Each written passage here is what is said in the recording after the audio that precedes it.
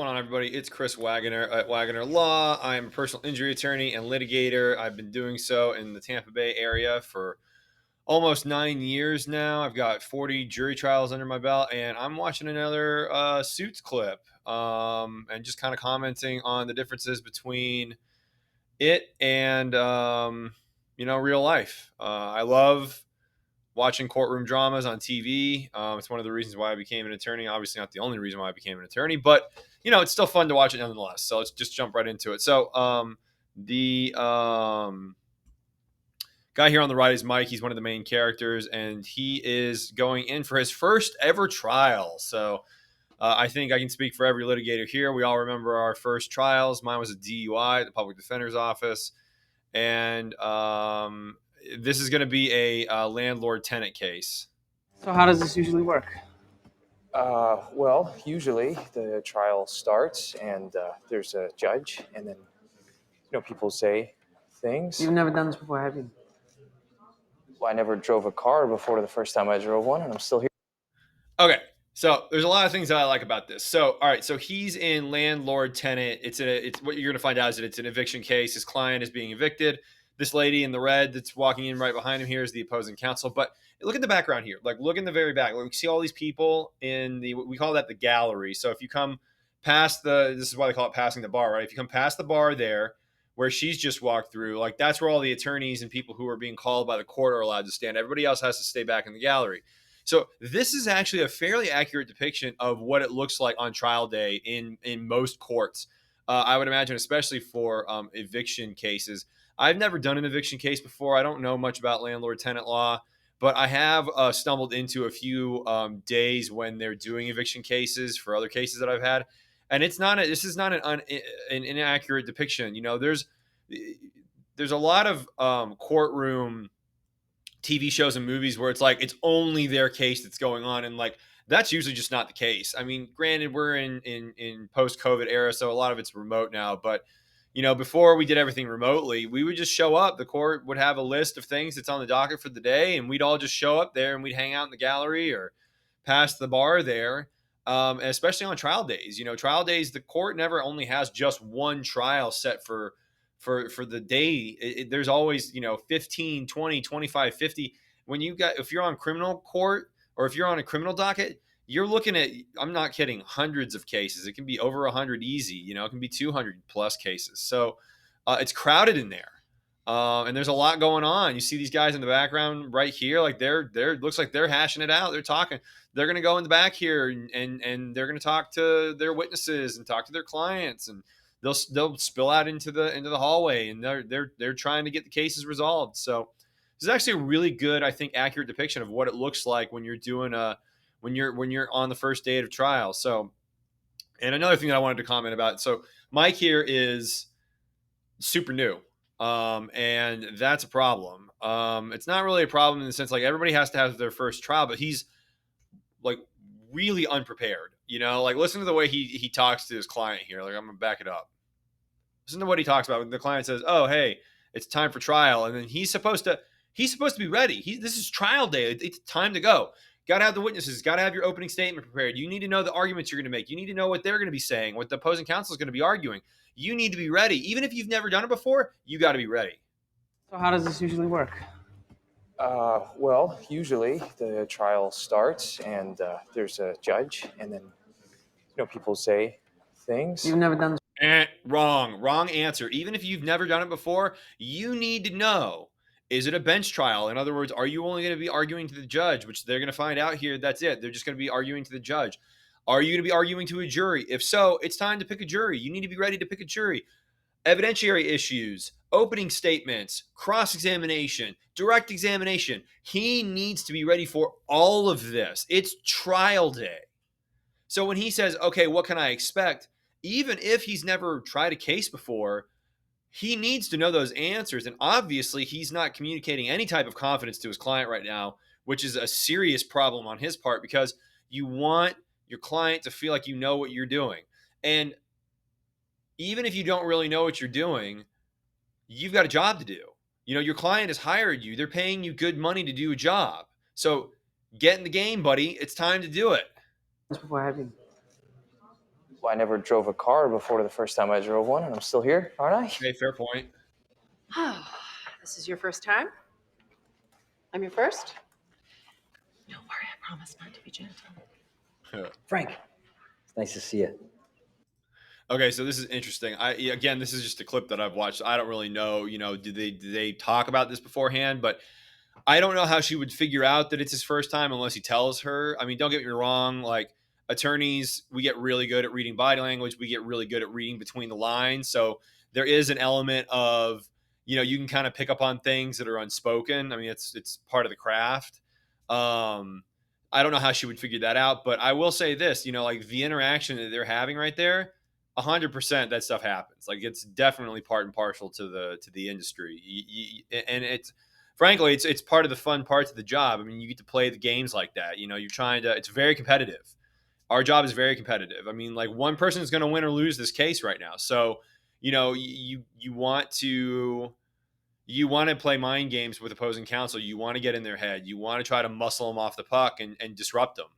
Because if you disrupt them, maybe they won't make their argument so good. Maybe they'll forget a piece of evidence or something that you can take advantage of. One last time. If it pleases the court, It pleases the court to decide who speaks and when.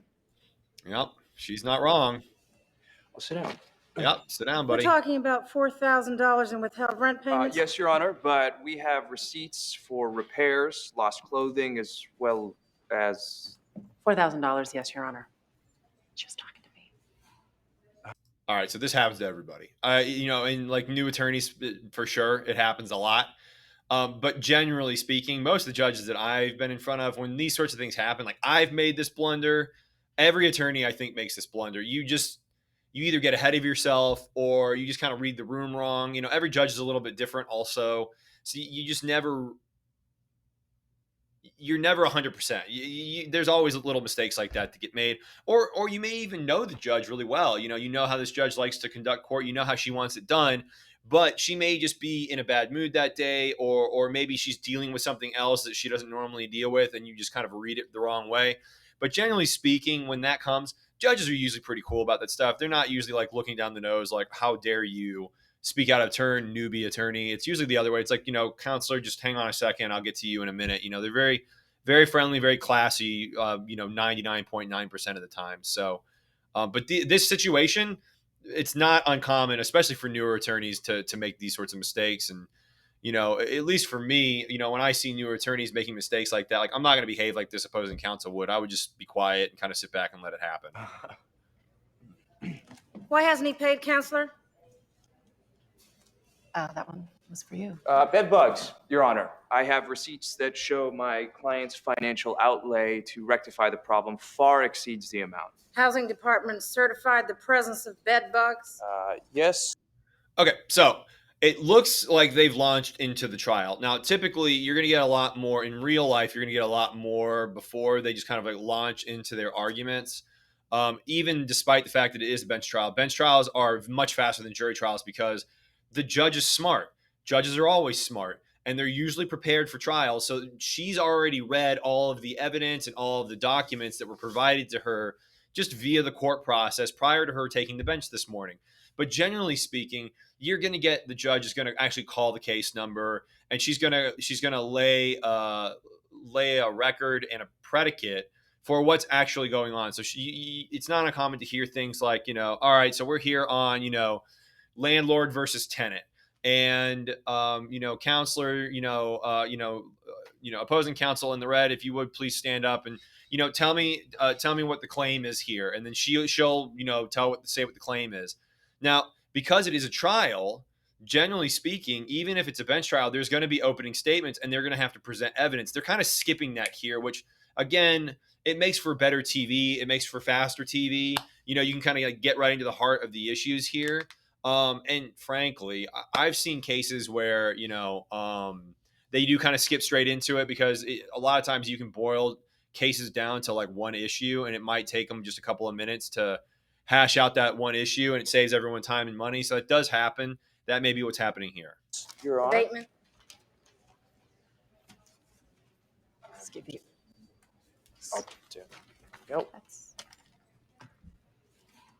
Your Honor, this is an eviction hearing. The pertinent question is not habitability, but whether or not rent has been paid. Actually, city code states that rent may be withheld if the warranty of habitability is breached.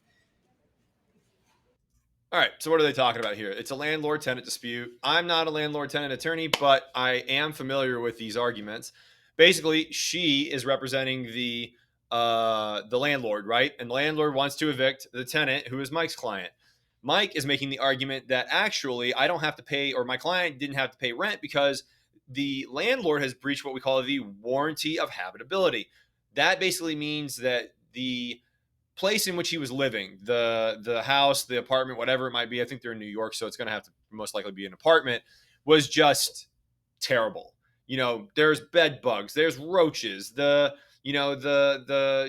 doorway is messed up, the plumbing is bad, it's leaking, the toilets are leaking, there's a sewage smell, just it's unlivable, it's uninhabitable, and therefore obviously he's not going to pay his rent because the landlord isn't doing his job in making the apartment livable. That's the argument. In that case, we request to see the checks Mr. Ross's client has placed in escrow. The Checks in escrow, pending the outcome of a rent abatement hearing. That's not in the code. It is the accepted practice. And therefore binding in this courtroom. All right, so let's talk about that. So this is, at least in the state of Florida, this is actually the way that it is done, and it is written down in the code that if you are going to make an argument, if you are the tenant and you want to argue that the landlord breached this warranty of habitability, in other words, made the apartment unlivable, you can withhold rent, but you are required by the law to place the owed rent that you're arguing you don't owe into an escrow account. And if you don't do that, then you lose your argument of habitability. Now, obviously, look at this guy's face. He has no idea what she's talking about. That's a problem. You're in trial, buddy. Like, it's your first trial. You got to know all this stuff. And so her argument about like, well, it's the accepted practice and therefore, it's binding. That's a whole separate issue. In my opinion, it looks to me like that's nonsense. I've never heard of such a thing. I mean, don't get me wrong. Like, there are certain practices that are, that are encouraged by various, not just different courthouses, but different judges, right? And judges are allotted a lot of power in how they kind of like do the procedures of court, like, maybe which cases they call first, who's going to talk first, who's going to talk second, like those sorts of things are just like their choices. But when it comes to like placing money in escrow in order to sustain a habitability claim, I don't know. To me, that smacks of TV. And frankly, I know that in the state of Florida, it is actually on the books. You do actually have to do that in order to sustain a claim. But either way, Mike needs to know that. They're in trial. He's the attorney. You get one bite at the apple, unless there's a mistrial or something. He's got to know it all. And, don't get me wrong. Like, there's no trial is perfect. Every attorney in every case, there's mistakes that get made, or maybe not mistakes, but there's things that you would rather do better. That doesn't mean that you're not prepared. It just means that trials are complicated and they're long and they're hard, and it is what it is. But what he's made here, this is, frankly, it's borderline malpractice in my opinion. Your client did put money in escrow, I assume. I didn't have any money left. I had to pay for everything. Eviction upheld. But you're So he lost the case now, right? So she banged the gavel, eviction's upheld, because Mike failed to understand the law and failed to advise his client in the proper fashion. Like, that was a fatal mistake based on Mike's lack of knowledge. That, to me, is malpractice. You got to know that stuff. Honor. Did you see me bang the gavel? That means step aside. Next case. All right, so again, TV, to me, like, they're trying to show how Mike was unprepared and how tough it is to do your first trial, and they're not wrong. But the judge is being, in my opinion, she's being rude. He's obviously, new. And, when lawyers are new and they're new and in court, we've all been there. We all know what it's like. That judge has been there too, most likely. Most judges have some litigation experience. There are the exceptions, but generally speaking, we try to be nice to the new ones because we've all been there and we all know what it's like to be the new guy. You never forget your first.